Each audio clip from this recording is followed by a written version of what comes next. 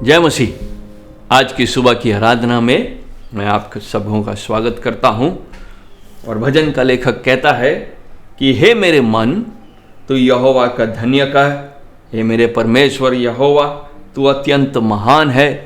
तू वैभव और ऐश्वर्य का वस्त्र पहने हुए जो उजियाले को चादर की नाई ओढ़े रहता है और आकाश को तंबू के समान ताने रहता है। परम प्रधान परमेश्वर का हम धन्यवाद देते हैं इस सुबह में कि उसने ये अवसर दिया है कि हम मिलकर के एक साथ उसकी आराधना करें। सो आइए हम गीत के द्वारा हम उसकी आराधना करेंगे और गाएंगे जय जय प्रभु यीशु की।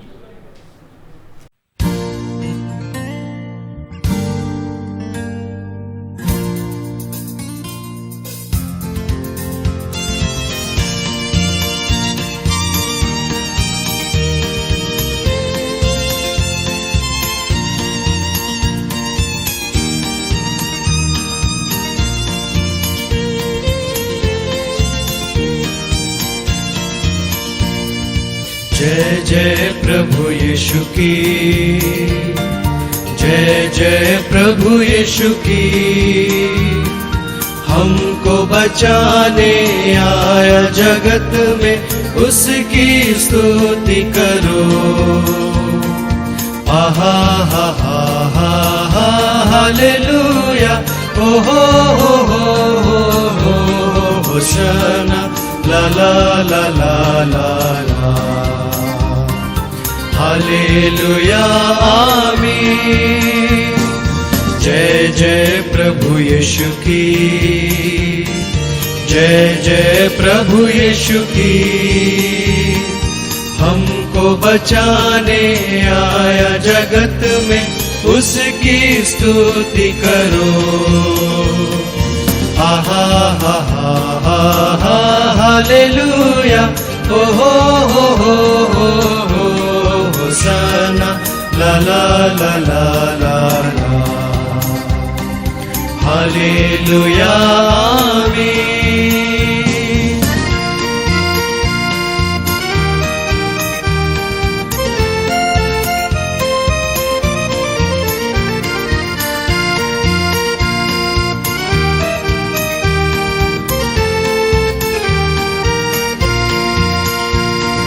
खून की धारा बहती सूली से, जिसमें धुले सब पाप। धो लो अब तुम अपने हृदय को, उसमें रहे नादाग। खून की धारा बहती सूली से, जिसमें धुले सब पाप। धो लो अब तुम अपने हृदय को, उसमें रहे नादाग। जय जय प्रभु यीशु की, जय जय प्रभु यीशु की। हमको बचाने आया जगत में, उसकी स्तुति करो। आहा हा हा हा हा हालेलुया, ओ हो होशाना, ला ला ला ला ला ला। हालेलुया आमीन।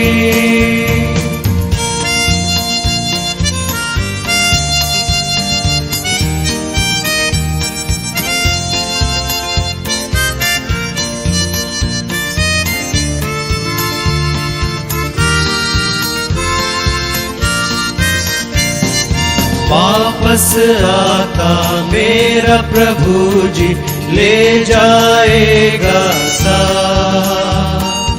आशा मेरी अब तो यही है चलो तुम मेरे साथ। वापस आता मेरा प्रभु जी ले जाएगा साथ। आशा मेरी अब तो यही है, चलो तुम मेरे साथ। जय जय प्रभु यीशु की, जय जय प्रभु यीशु की। हमको बचाने आया जगत में, उसकी स्तुति करो। आहा हा हा हा हा हालेलुया, ओ हो होशाना, ला ला ला ला ला ला, हालेलुया आमीन।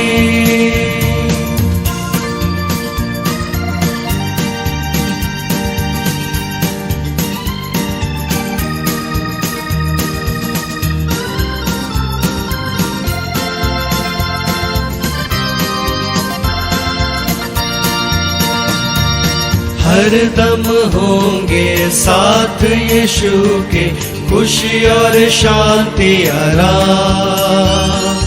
आएगा वो लेने तुम्हें भी, रहना तुम भी तैयार। हर दम होंगे साथ यीशु के, खुशी और शांति आराम।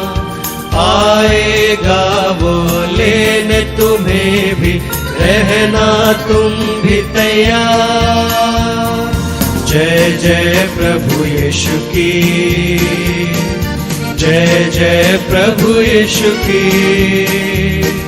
हमको बचाने आया जगत में, उसकी स्तुति करो। आहा हा हा हा हालेलुया, ओ हो होशाना, ला ला ला ला ला ला, हालेलुया आमीन। आइए हम प्रार्थना करेंगे। प्रभु जी, आज के सुबह के लिए हम तुझे धन्यवाद देते हैं। हम धन्यवादित हैं प्रभु कि हमें ये फिर से अवसर दिया कि हम तेरी उपस्थिति में आ सके, तेरी आराधना कर सके, तेरे वचन का अध्ययन कर सके, तुझसे विनती निवेदन और बातें कर सके। इस अवसर को प्रदान करने के लिए प्रभु हम तुझे धन्यवाद देते हैं।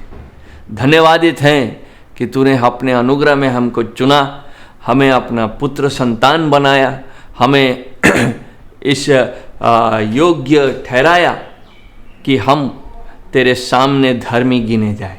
और यह हम हमारे अपने कामों के कारण से नहीं प्रभु, बल्कि तेरे अनुग्रह से और तेरे बलिदान के कारण से संभव हुआ है। धन्यवाद देते हैं कि हमें हमारे बीच में उपस्थित होने के लिए, और न केवल हमारे बीच में उपस्थित होने के लिए, बल्कि हमें अपने जीवित वचन को प्रदान करने के लिए, जिससे प्रभु हम रोज तेरे बारे में, तुझे नज़दीकी से बेहतर रीति से जान सके और तेरे इन आज्ञाओं को का अनुसरण कर सके, ताकि प्रभु जैसे जैसे हम तेरे वचन से सीखते हैं, वैसे वैसे जैसे दिन बीतता है हम तेरे समान बनते जा सके, तेरे चरित्र में ढलते जा सके। हे प्रभु, आज हम उन सभी भाई बहनों को स्मरण करते हैं जो बीमार हैं, जो कुशल नहीं हैं, बिछौने में हैं, तबीयत खराब है और शारीरिक अस्वस्थता है, मनों में अशांति है और संभवतः आलस्य भी है। ऐसे लोगों को प्रभु हम स्मरण करते हैं कि अपने जीवन का ज्योति, अपनी ज्योति उनको दे, अपना प्रकाश उनमें भर दे, ताकि उनके जीवन में भी वह उमंग, वह ज्योति प्रवेश कर सके और वह तेरे आनंद को पहचान सके।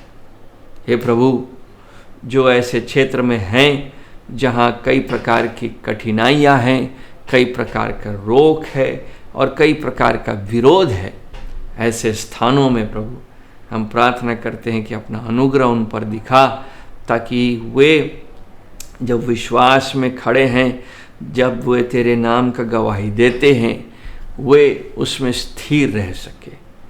अनेकों विपत्तियों का जब वे सामना करते हैं प्रभु, तो वह उस अनंत जीवन को स्मरण कर सके जो तेरी ओर से विश्वासी को मिलते हैं। हे प्रभु, आज जब हम फिर से तेरी आराधना करते, वचन को पढ़ने और सुनने के द्वारा हमारे मनों को खोल होने दे कि हम इसकी गहरी बातों को समझें और अपने जीवन में लागू कर सकें। सारी आदर और महिमा तुझको देते हैं प्रभु, यीशु मसीह के नाम से मांगते हैं, आमीन।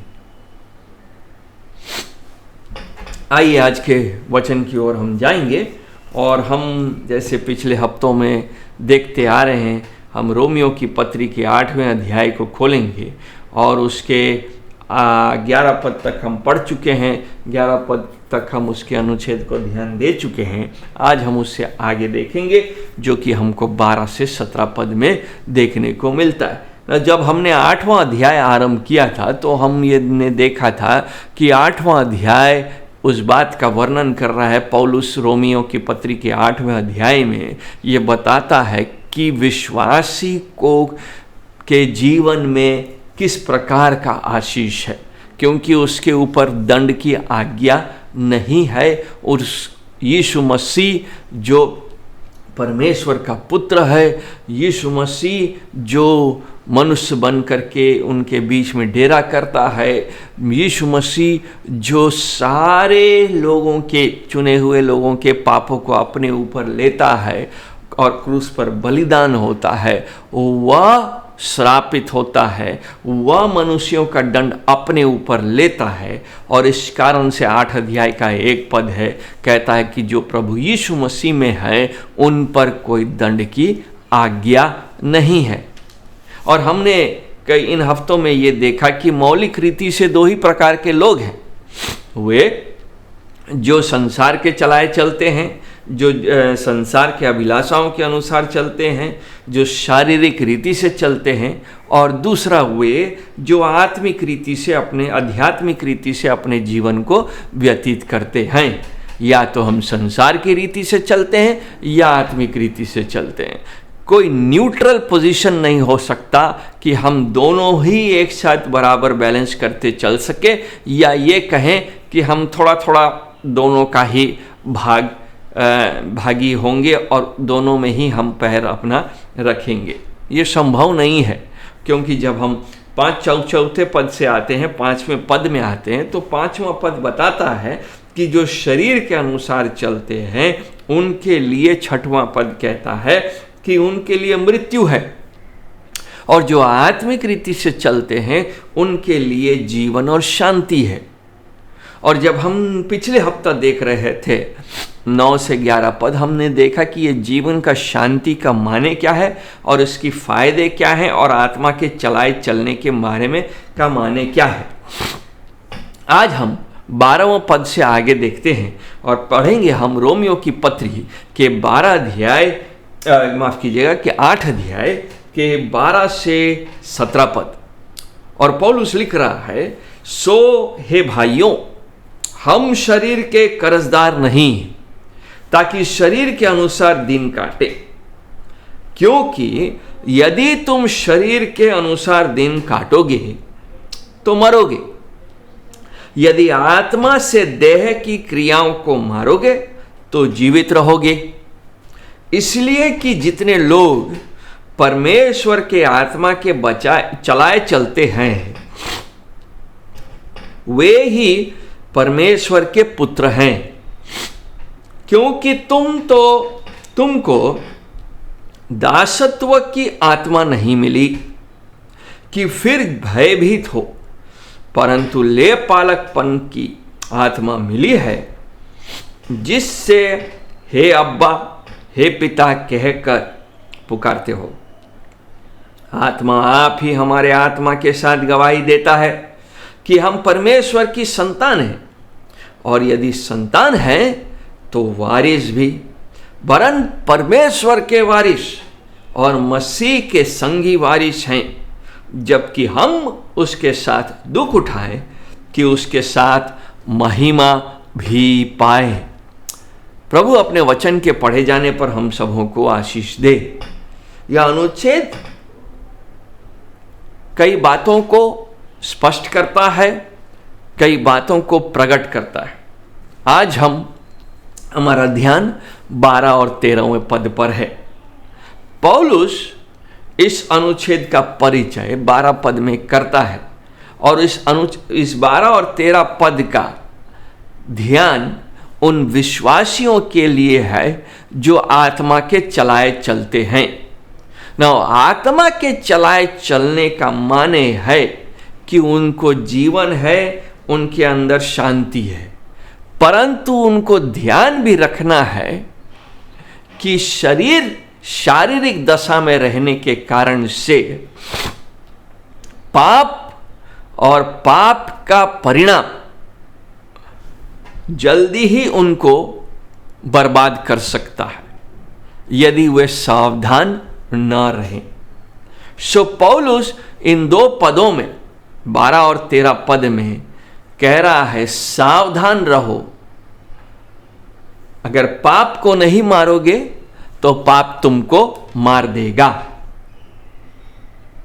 12वें पद इसलिए कह रहा है, सो हे भाइयों अर्थात हे विश्वासियों, हे रोमियो के पत्री के पढ़ने वालों, हे उन लोग जिन्होंने यीशु मसीह को उद्धारकर्ता के रूप में जाना है, जिन पर अब दंड की आज्ञा नहीं है, जिन्होंने विश्वास करने के द्वारा धर्मी हुए ठहराए गए हैं, उनके लिए वो कह रहा है हम शरीर के कर्जदार नहीं हैं, हम शरीर के अनुसार नहीं चलते, हम शरीर के ऋणी नहीं हैं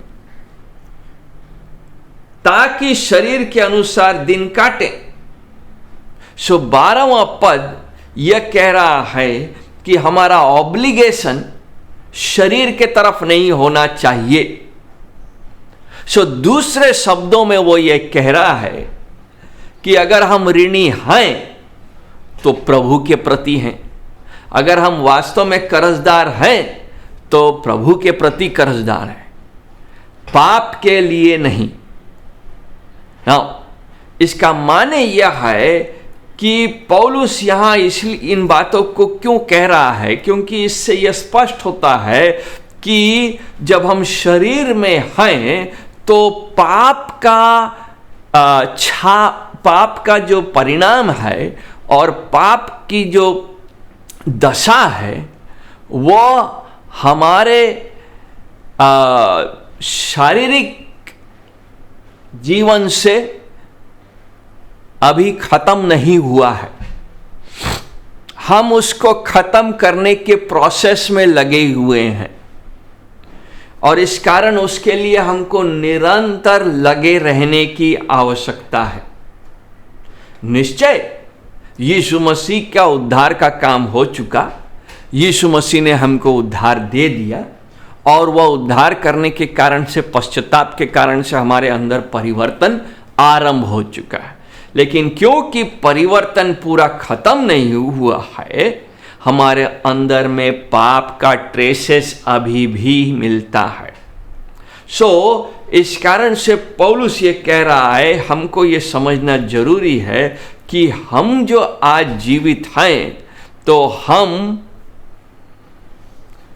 यीशु मसीह के लिए जीना है और हमारा ऋण अगर है किसी के लिए देना है वो यीशु मसीह के प्रति होना चाहिए। हम अगर कर्जदार हैं तो यीशु मसीह के प्रति कर्जदार होना चाहिए, न कि पाप के कर्जदार।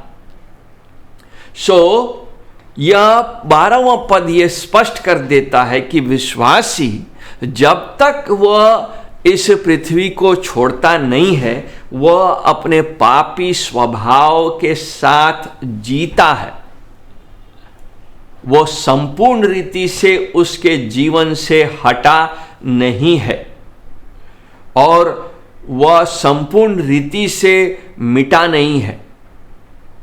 इस कारण से उसको इस बात का ध्यान रखना होगा कि वह उस पर काम करे। जब हम आगे पढ़ते हैं तब वह इन बातों को और अधिक स्पष्ट करेगा। नाउ जल्दी से हम उसके दूसरी बात पर जाएंगे, और वो कहता है 13वां पद कि पाप क्योंकि यदि तुम शरीर के अनुसार दिन काटोगे तो कॉन्सिक्वेंस क्या है? तो मरोगे। ना यूनानी में तो मरोगे इस प्रकार से लिखा गया है, तो तुम निश्चित रीति से मर जाओगे, यानी कि मृत्यु भविष्य में रखा हुआ है। ना यहाँ का जो मृत्यु शब्द प्रयोग किया गया है, इसका मान यह नहीं, शारीरिक मृत्यु पर पौलुस का ध्यान नहीं है, क्योंकि दोनों विश्वासी और अविश्वासी दोनों के जीवन में शारीरिक मृत्यु है। यहाँ पौलुस आत्मिक मृत्यु के बारे में बात कर रहा है। इस कारण से यह और भी गंभीर बात है। और यहाँ इस 13वें पद के पहले हिस्से से वो कुछ बातों को बताना चाह रहा है। पहली बात जो वो सिखाना चाह रहा है वो यह है कि जब हम बेधड़क पाप के जीवन को व्यतीत करेंगे तो उसका परिणाम अनंत काल का मृत्यु है। अनचेक सिन, बिना रुके, बिना किसी रुकावट का हम पाप में जीते जब रहेंगे, पश्चाताप नहीं है और हम कंटिन्यूअसली वही पाप करते रहेंगे, उसी प्रकार से पापी जीवन जीते रहेंगे, तो इसका परिणाम हमारे लिए अनंत मृत्यु है। पौलुस ये नहीं कह रहा है, हमको ध्यान रखना चाहिए कि वो ये नहीं कह रहा है कि यदि तुम शरीर के अनुसार दिन काटोगे तो स्वर्ग के मीरास में से कुछ भाग तुमको नहीं मिलेगा। वो ये नहीं कह रहा। कभी कभी हम सोचते हैं मैं उद्धार पा लिया हूँ, मैं यीशु मसीह को जानता हूँ, और लेकिन अभी कुछ कुछ पाप में मैं जी रहा हूँ, वो आदतें छूटती नहीं हैं, इसलिए क्या करें, वैसे ही लगता है ऐसे ही चलता रहेगा। और ऐसा चलने के कारण से क्या होगा, ज़्यादा से ज़्यादा होगा तो स्वर्ग में कुछ फायदे जो रिवॉर्ड है मिलना चाहिए वो नहीं मिल पाएगा, कुछ कमी हो जाएगी। नहीं, पौलुस यहाँ हमको दूसरे लेवल में समझाना चाहिए कि यदि हम एक्टिवली यानी कि सकारात्मक रीति से अपने पाप पर काम नहीं कर रहे हैं, अर्थात अपने पाप पर नियंत्रण नहीं रख रहे हैं और अपने पाप पर पश्चाताप नहीं कर रहे हैं और उसके बाद अपने जीवन को उसके अनुसार बदल नहीं रहे हैं, तो उसका परिणाम है कि तुम आत्मिक रीति से मरोगे। ना कुलुसियों की पत्री में उसने इस बात को समझाया है। और जब हम कुलुसी 3 अध्याय को पढ़ते हैं, कुलुसियों की पत्री और उसका 3रा अध्याय और उसका 5 से 8 पद में, तो वहाँ वो कहता है कि इसलिए अपने उन अंगों को मार डालो जो पृथ्वी पर है, अर्थात व्यभिचार, अशुद्धता, दुष्ट कामना, बुरी लालसा, लोभ को जो मूर्ति पूजा के बराबर है। इन्हीं के कारण परमेश्वर का प्रकोप आज्ञा न मानने वालों पर पड़ता है। और तुम भी जब इन बुराइयों में जीवन बिताते थे तो इन्हीं के अनुसार चलते थे, पर अब तुम भी इन सब को अर्थात क्रोध, रोष, बैरभाव, निंदा, मुंह से गालियां बकना, ये सब बातें छोड़ दो। ना यहां पौलुस हमको बहुत सी बातों का चेतावनी दे रहा है और 5वां पद कह रहा है कि अंगों को मार डालो, यानी कि यीशु मसीह, यहाँ पौलुस ये समझा रहा है कि जब हम आत्मिक रीति से जीवन चलाते हैं, जब हम आध्यात्मिक रीति से जीवन चला रहे हैं, जब हम आत्मा के अनुसार चला रहे हैं, आत्मा का अनुसार का माने है कि एक व्यक्ति पवित्र आत्मा हमारे हृदय में वास कर रहा है और उसके अनुसार उसके डायरेक्शन में हम जीवन चला रहे हैं, तो हमको सकारात्मक रीति से अपने पापों का विरोध करना चाहिए और अपने पापों का विरोध करना होगा।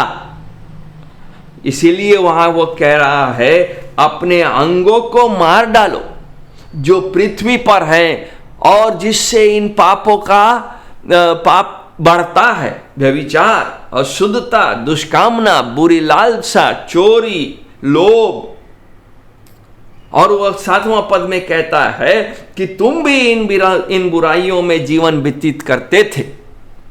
अर्थात रोमियो के पाठक ऐसे चाल चलते थे, परंतु आत्मा के बसने के कारण से अब उन्होंने निर्णय लिया है एक्टिवली, सकारात्मक रीति से, कि हम ऐसा जीवन नहीं आगे जिएंगे। इसलिए मत्ती रचित सुसमाचार में यीशु मसीह ने भी इसी प्रकार का वचन दिया था। जब हम मत्ती 18 अध्याय को पढ़ते हैं तो यीशु मसीह ने कहा, मत्ती 18 अध्याय और उसके माफ कीजिएगा, पहले 5 अध्याय को पढ़ेंगे और उसके 29 और 30 पद में, 5 अध्याय के 29-30 में यीशु मसीह कह रहा है, यदि तेरी दाहिनी आंख तुझे ठोकर खिलाए तो उसे निकालकर अपने पास से फेंक दे, क्योंकि तेरे लिए यही भला है कि तेरे अंगों में से एक नाश हो जाए और तेरा सारा शरीर नरक में न डाला जाए। और यदि तेरा दाहिना हाथ तुझे ठोकर खिलाए तो उसको काट कर अपने पास से फेंक दे, क्योंकि तेरे लिए यही भला है कि तेरे अंगों में से एक नाश हो जाए और तेरा सारा शरीर नरक में न डाला जाए। दायां आंख और दाएं हाथ को काट देने को कहा गया है। इसका माने क्या है? इसका माने ये नहीं है कि यीशु मसीह ये कह रहा है कि पवित्र जीवन व्यतीत करने के लिए हम अपने अंगों को सच में काटें, परंतु ये जरूर कहा जा रहा है कि हम अपने पापों को गंभीरता से, गहराई से समझें और उसका परिणाम को भी जाने, क्योंकि कई बार हम विश्वासी अपने पापों को गहराई और गंभीरता से नहीं लेते हैं, बल्कि हम शैतान के लुभाने वाली बातों में आ जाते हैं और हम कहते हैं कि अरे हम तो बचाए हुए हैं, मेरा पाप उतना भी खराब नहीं है, हम परमेश्वर के उतने भी विरोधी नहीं हैं। वचन हमको स्पष्ट कर देता है, यीशु मसीह भी स्पष्ट कर देता है और पौलुस ने भी कहा कि अपने अंगों को मारो, जैसे कि हम कुलुसी 3 अध्याय में देखते हैं, मत्ती में भी देखते हैं और मत्ती के आगे अगर हम पढ़ते हैं जब हम पढ़ते हैं तो वहाँ पर भी हम 18 अध्याय में भी हम यीशु मसीह को यही कहते देखते हैं। 18 अध्याय के 8 और 9 पद में वो कहता है कि 18 अध्याय मत्ती रचित सुसमाचार के 8 और 9 पद, वहाँ पर यीशु मसीह कह रहा है कि यदि तेरा हाथ या तेरा पांव तुझे ठोकर खिलाए तो काट कर फेंक दे। टुंडा या लंगड़ा होकर के जीवन में प्रवेश करना तेरे लिए इससे भला है कि 2 हाथ या 2 पांव रहते हुए तू अनंत आग में डाला जाए। और यदि तेरी आंख तुझे ठोकर खिलाए तो उसे निकाल कर फेंक दे। काना होकर जीवन में प्रवेश करना तेरे लिए इससे भला है कि 2 आंख रहते हुए तू नरक की आग में डाला जाए। यह चेतावनी हम जैसे विश्वासियों के लिए है कि हम समझे कि परमेश्वर हमारे पाप को कितना गंभीरता से लेता है और अपने पवित्रता में वो उसको बर्दाश्त स्वीकार नहीं करेगा। हमको शैतान के झांसे में नहीं आना चाहिए जो बार बार हमको ये कहता है कि अरे हम तो अनुग्रह से बचे हैं, इस कारण से हम इससे निकल जाएंगे। नहीं, हम नहीं निकलते। हम यही पाते हैं कि हमको निरंतर नए नियम में इन ऐसे जीवन नहीं व्यतीत करने का निरंतर हमको चेतावनी दिया जाता है, बल्कि हमको ये झांसा में नहीं रहना चाहिए कि हम पाप करते रहेंगे और हम पर अनुग्रह होता रहेगा और हम बचते रहेंगे। बल्कि जब हम मत्ती रचित सुसमाचार के 7वें अध्याय में आते हैं तो यीशु मसीह स्वयं कहता है कि हर कोई जो उसका नाम लेता है, हर कोई जो प्रभु प्रभु कहता है, वह स्वर्ग राज्य में प्रवेश नहीं करेगा। 7 अध्याय का 21 से 23 पद में वो कहता है कि जो मुझसे हे प्रभु कहता है, उनमें से हर एक स्वर्ग के राज में प्रवेश न करेंगे, परंतु वही जो मेरे स्वर्गीय पिता की इच्छा के अनुसार पर चलता है। उस दिन बहुत तेरे मुझसे कहेंगे, हे प्रभु, क्या हमने तेरे नाम से बड़े भविष्यवाणी नहीं की और तेरे नाम से दुष्ट आत्माओं को नहीं निकाला और तेरे नाम से बहुत अचंभा के काम नहीं किए? तब मैं उनसे खुलकर कहूंगा कि मैंने तुमको कभी नहीं जाना, हे कुकर्म करने वालों, मेरे पास से चले जाओ। बहुत कड़ी चेतावनी है जो यीशु मसीह हमको दे रहा है। हमें झूठे आत्मविश्वास में नहीं जीना चाहिए। हमें अपने बारे में सच जानकारी रखना चाहिए। और जब पौलुस लिखता है कि यदि तुम शरीर के अनुसार दिन काटोगे तो मरोगे, तो ये सच है, क्योंकि यदि हम अपने शरीर को, अपने शरीर की अभिलाषाओं को नहीं मार रहे हैं, वह जो बुद्धि में चल रहा है उसको पनपने दे रहे हैं, तो हम आगे को अनंत मृत्यु की ओर बढ़ रहे हैं। हम पौलुस ये कह रहा है कि हम भी तब एक अन्य जाति के जीवन के समान जीवन को व्यतीत कर रहे हैं, जो शरीर की लालसाओं के अनुसार चलता है और जिसके बारे में उसने 5 और 6 पद में बताया है। उसके अंदर में इसका माने पवित्र आत्मा बसता नहीं है। दूसरी बात जो 13 अध्याय हमको सिखाता है वो यह है कि पाप जो है वह न्यूट्रल नहीं है, यानी कि उसका एक परिणाम सब समय है। शैतान हमको ये बताता है कि वह हमारा पाप उतना सीरियस नहीं है, उतना गंभीर नहीं है, उतना इम्पॉर्टेंट नहीं है। और कई बार इस समझ के साथ, इस माइंडसेट के साथ हम अपने जीवन के निर्णयों को लेते हैं। कई बार हम व्यभिचार इसलिए करते हैं क्योंकि हमने निर्णय लिया और कहा कि इतने सालों तक हम जीवन में अपने एक चिड़चिड़े और गुस्सा करने वाली पत्नी के साथ रहे हैं और बहुत दिन तक उसको बर्दाश्त किए हैं, इसलिए क्या मेरे को थोड़ा सा भी आनंद लेने का जगह नहीं है? क्या मैं एक अच्छा पार्टनर खोज नहीं सकता? क्या मुझे दूसरे के साथ रहना उचित नहीं होगा? इसलिए हम व्यभिचार और डिवोर्स आगे जा करके कर लेते हैं। क्यों? क्योंकि शैतान हमको सिखाता है और शैतान का मानसिकता है कि ये जो हम सोच रहे हैं, ये जो परमेश्वर की आज्ञा का उल्लंघन करना है, ये बहुत बड़ी बात नहीं है। It is not that serious. इतना आप टेंशन मत लीजिए, आपके ऊपर कुछ नहीं होगा। आप फिर बाद में आप अपने आप को ठीक कर लेना। सोचते हैं 12वां पद बता देता है, 13वां पद बताता है कि यह संभव नहीं है, निश्चय मरोगे, मृत्यु है। और कैसा मृत्यु है?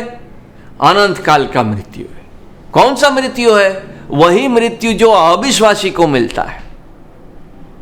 इसका माने इतना दिन तक कैसे जी रहे थे? धोखा में। ये सोच रहे थे कि हम प्रभु के पीछे चल रहे हैं। हमारा पश्चाताप वास्तविक पश्चाताप नहीं हुआ, क्योंकि हम रोज अपने आप को मार नहीं रहे। एक दिन का पश्चाताप नहीं होता। हमको अपने अंगों को मारते रहना होगा और एक सकारात्मक चाल में आगे बढ़ना होगा, एक काम करना होगा। एक्शन लेना होगा।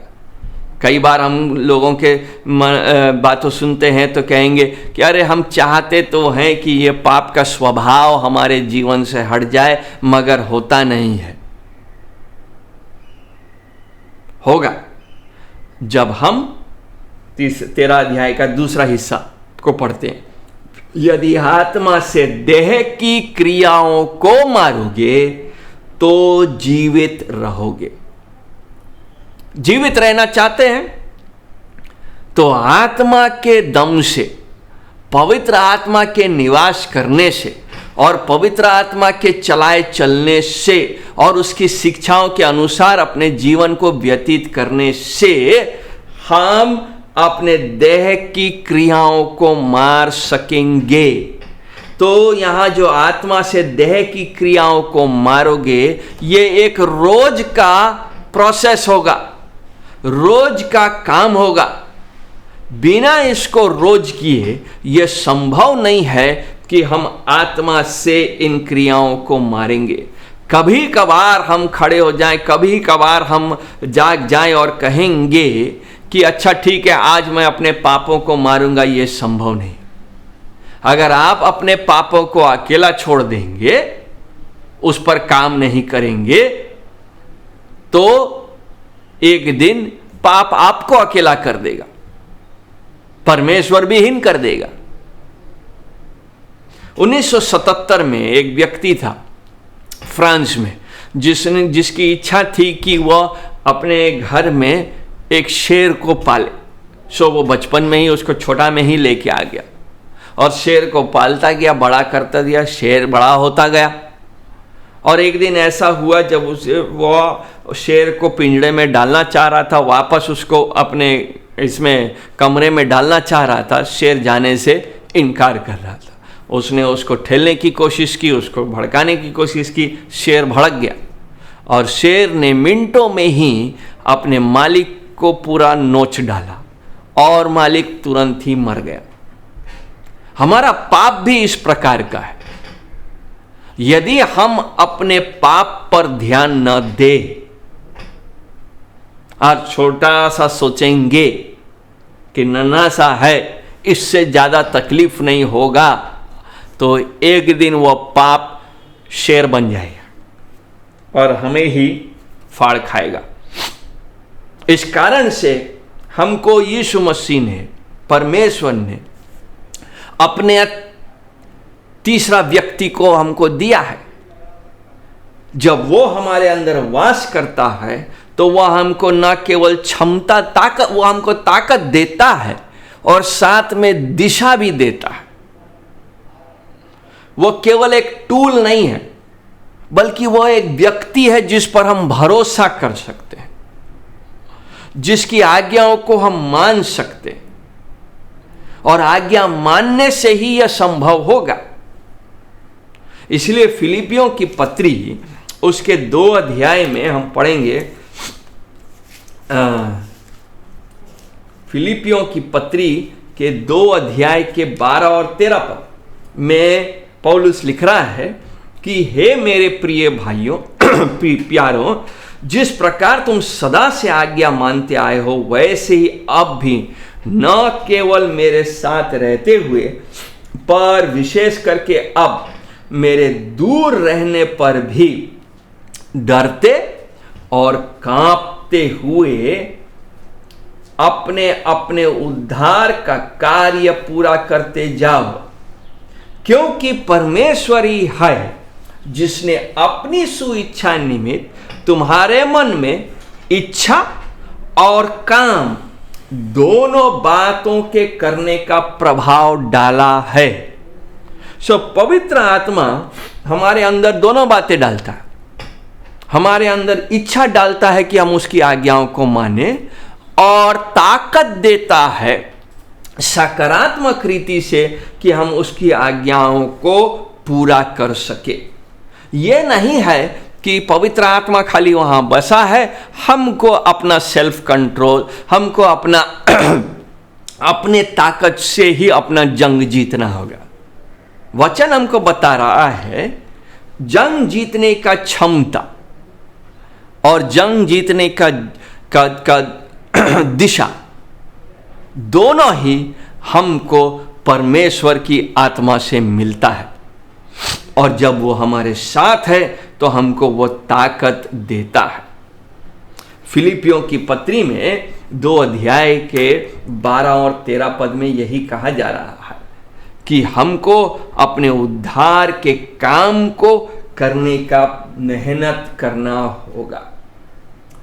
वहां लिखा हुआ, हम डरते और कांपते हुए अपने उद्धार का कार्य पूरा करते जाएं। यानी कि यह उद्धार का कार्य जो अनुग्रह से विश्वास करने के द्वारा आरंभ हुआ है, उसमें हमको आगे बढ़ने के लिए हमको कुछ एक्शन लेना पड़ेगा, कुछ कार्य करना पड़ेगा।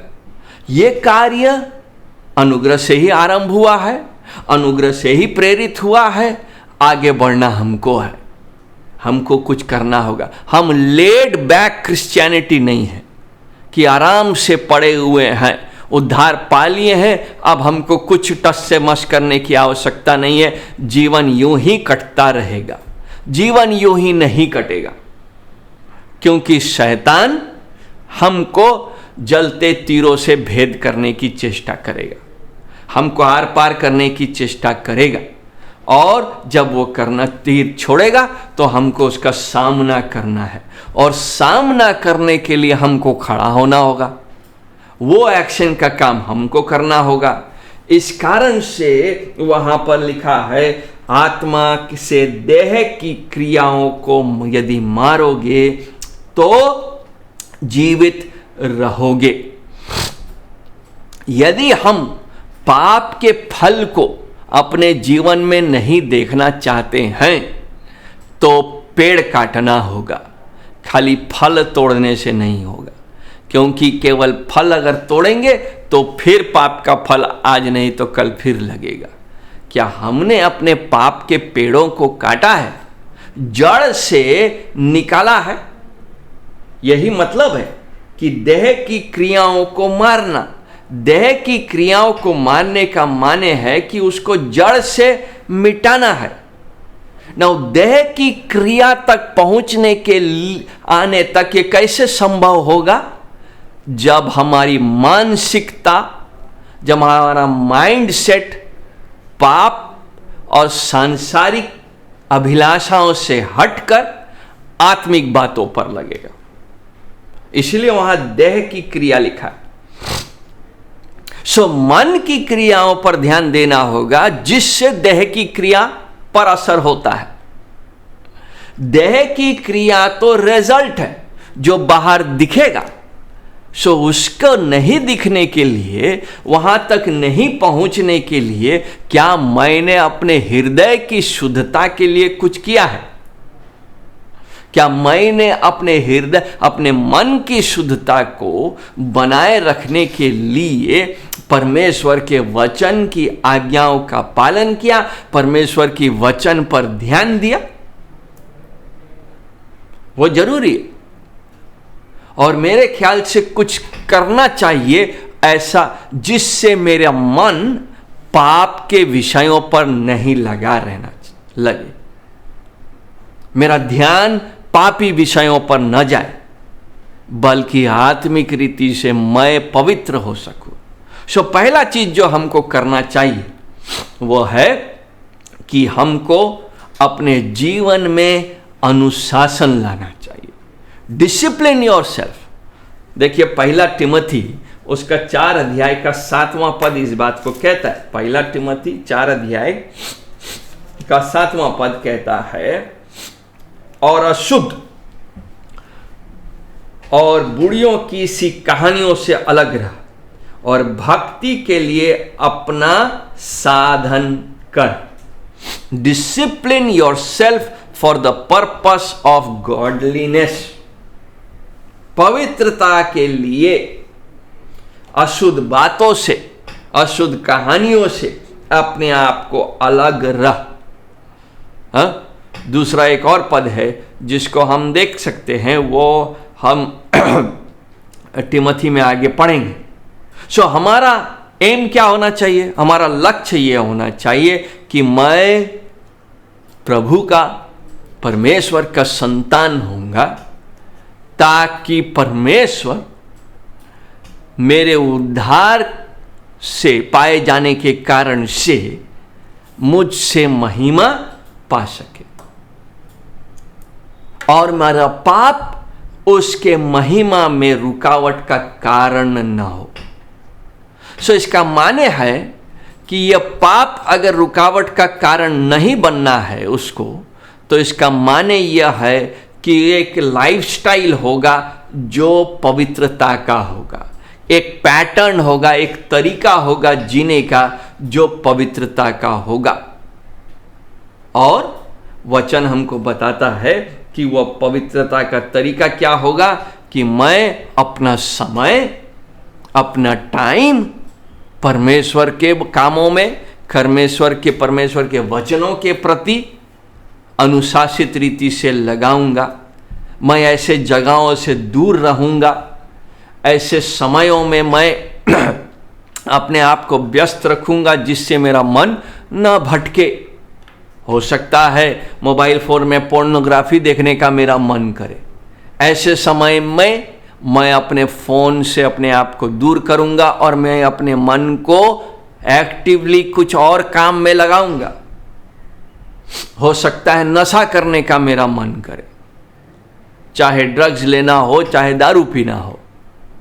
ऐसे समय में मैं अपने आप को इस प्रकार से अपने जीवन को व्यतीत करूंगा या ऐसे जगह में रखूंगा जिससे मुझे उन नशा का तलब ना हो। मैं अपने सामने चारों ओर ऐसे लोगों को रखूंगा जिसके प्रति मैं जिम्मेदार और जवाबदारी होगा। यह होता है डिसिप्लिन। अनुशासन ये नहीं कि मैं खाली निर्णय लूं कि हाँ मैं अनुशासित जीवन जीऊंगा, मैं अनुशासन के साथ रहूंगा और उसके बारे में कुछ ना करूं।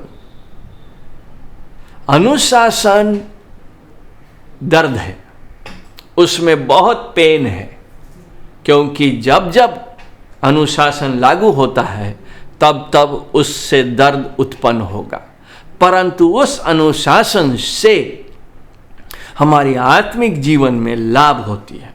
जिस तरह से शारीरिक अनुशासन से कोई भी व्यक्ति अपने शरीर को हृष्ट-पुष्ट बनाता है, उसी प्रकार से आत्मिक अनुशासन की आवश्यकता है। दूसरी बात हम ये देखते हैं कि यदि हम अपने पापों को मारना चाहते हैं तो हमें अपने पाप के जड़ को मारना चाहिए। फल लगते रहेंगे जब तक जड़ जीवित है। यदि जड़ मार दिया गया है तो फल नहीं लगेगा। मेरा पाप का जड़ कहाँ है ये हमको पता करना है। मेरे देह की क्रिया तो फल है, इसका जड़ मेरे सिर में जो चल रहा है। अगर मैं अपने माइंड सेट को, अगर मैं अपने सोचने के तरीके को, अगर मैं अपने क्या बोलते हैं मन के भावनाओं को, जो सपने आते हैं, जिस पर मैं बहुत समय बिताता हूं, उन सब चीजों पर उसके जड़ों को मारता हूं और फिर अनुशासन लागू करता हूं, तब मेरे देह के फल अलग होंगे। और जैसा कि पहला पॉइंट हमने देखा था कि अगर मैं उस समय अनुशासन के साथ उन आत्मिक चीजों को करूंगा तो निश्चय उसका फल अलग होगा। तीसरा तरीका यह है कि मैं अपने आप को पवित्र करने के लिए परमेश्वर के सामने नम्रता से दुहाई दूंगा, प्रार्थना करूंगा कि प्रभु मुझे इस पाप से छुटकारा दे, और मैं अपने पाप को हल्का नहीं समझूंगा। जब यशाया अपने पाप को देखता है तो वह कहता है कि वह मैले चीथड़ों के समान है। हमें अपने पापों को जांचना चाहिए और देखना चाहिए कि क्या समझ में आ रहा अपने बारे में। वचन हमको सिखाता है, भजन बताता है कि हम जब प्रभु से पुकारेंगे संकट के दिन में, भजन 50, तो वह हमारी सुनेगा। लेकिन वचन यह भी कहता है कि हर प्रकार के अशुद्ध विचारों से, अशुद्धताएं से भागो। दूसरा तिमोथी के 2 अध्याय के 22 पद में जवान तिमोथी को पौलुस कह रहा है, 2 अध्याय का 22 पद में, और वो कहता है जवानी की अभिलाषाओं से भाग, और जो शुद्ध मन से प्रभु का नाम लेते हैं उनके साथ धर्म और विश्वास और प्रेम और मेल मिलाप का पीछा कर। अभिलाषाओं से भागो। और वो जो अभिलाषाएं जो मन में आ रही हैं, ऐसे समय में अपने आप को ऐसे लोगों से घेर के रखो जो शुद्धता के काम का पीछा करते हैं। वहां लिखा है, देखिए 22 पद का दूसरा हिस्सा लिखा है, उनके साथ, उन लोगों के साथ धर्म, विश्वास, प्रेम और मेल मिलाप का पीछा कर। पवित्र लोगों के साथ रह, न कि ऐसे लोग जो अभिलाषा में और डुबा सकते, ऐसे लोग, ऐसे संगति जो और बर्बाद कर सकते। 1 कुरिन्थी के 6 अध्याय के 18 पद में भी पौलुस यही बात कहता है, और कहता है व्यभिचार से बचे रहो। जितने और पाप मनुष्य करता है वह देह के बाहर है, परंतु व्यभिचार करने वाली ही देह के विरुद्ध पाप करता है। व्यभिचार से बचे रहो, अंग्रेजी में लिखा है भागो, फ्ली फ्रॉम इमोरालिटी। जब मैं यहां पर 13 पद को अपने जीवन में लागू करना चाहता हूं कि भाई देह की क्रियाओं को मारना चाहता हूं जीवित रहने के लिए, तो क्या मेरी इच्छा है कि मैं अपने पापों से भागूं?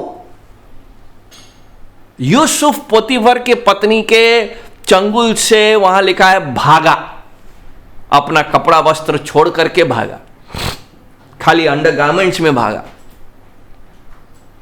क्या हमारे अंदर में वो भागने की इच्छा है? और ये भागना केवल व्यभिचार से भागना नहीं है, हर पाप से हमारा भागने का मन है।